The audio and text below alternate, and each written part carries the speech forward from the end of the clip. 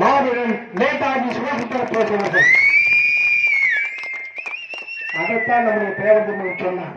ஏதோ ராமநாதபுரம் சீமையில் அந்த கமிடி தாலுகாவில் பசுமன் கிராமத்தில் அந்த பெட்டல் பகுதியில் பிறந்தார் என்று சிந்திக்க கூடாது. சீன பிரச்சனையை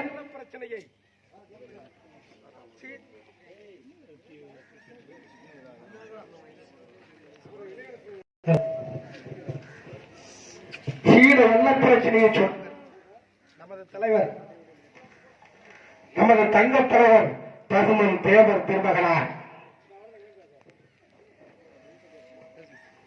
உள்ளத்தாலும் உணவாலும் பிரிட்டிஷ் ஏகாதிபத்தியம் தன்னை சோர்வுபடுத்திய போதும் கூட தென்னகத்தின் தாய்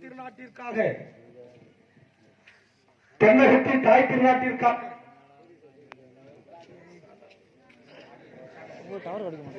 தன்னை அர்ப்பணித்த தலைவர். அவர் விட்டு சென்ற கொள்கை ஃபாரூக் பிளாக் என்ற முன்னேற்ற கட்சி. இங்கு இருக்கக்கூடிய இளைஞர்கள் அனைவரும் பலரும் பல அரசியல் இயக்கங்களில் இருப்பீர்கள். ஆனாலும் கூட தலைவர் வல்லரசுடைய தங்கச்சி மகள் என்ற முறையில் என்னை அன்பாக அழைத்து உணர்வளித்து இந்த தாயின் புதுக்கொடியை ஏற்றி தருகின்ற வாய்ப்பை எனக்கு உருவாக்கி தந்திருக்கின்றீர்கள். நான் வழக்கறிஞராக இருக்கின்றேன். தலைவர் வல்லரசு வந்தேன். தலைவர் அஞ்சாவது ஆண்டித்தவர்களோடு அரசியல் பணியாற்றியிருக்கிறேன்.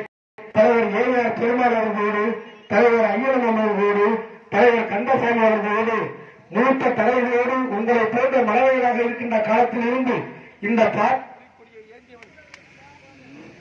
இந்த பாரின் புலிக்கொடியை ஏந்தியன் என்ற காரணத்தால் வயதில் சிறியவனாக இருந்த போதும் அதிகாரிகள் பட்டியலில் வாழக்கூடிய பெரியவர்கள் என்னை அழைத்து 112வது ஜெயந்தி விழாவை சிறப்பாக நடத்தி கொடுத்தமைக்கு நன்றி கூறி, எதிர்வரும் காலத்தில் நீங்கள் எல்லாம் தேர்தலினுடைய இந்த புரட்சி கட்சியை, இந்த முன்னேற்ற கட்சியை, இந்த முற்போக்கு கட்சியை, இந்த ஃபாரூக் கட்சியை தாங்கி பிடிக்கின்ற அரசியல் சக்திகளாக திகழ வேண்டும் என்று இந்த ஜெயந்தி விழாவில் உங்களுக்கு கோரிக்கை விடுத்து, பசுமன் தேர்தலுடைய திருப்புகள் பல்லாண்டல்ல பல கோடி நூற்றாண்டுகள் ஓங்கி ஒலிக்கும் என்று கூறிய பேச வாய்ப்பு கொடுத்த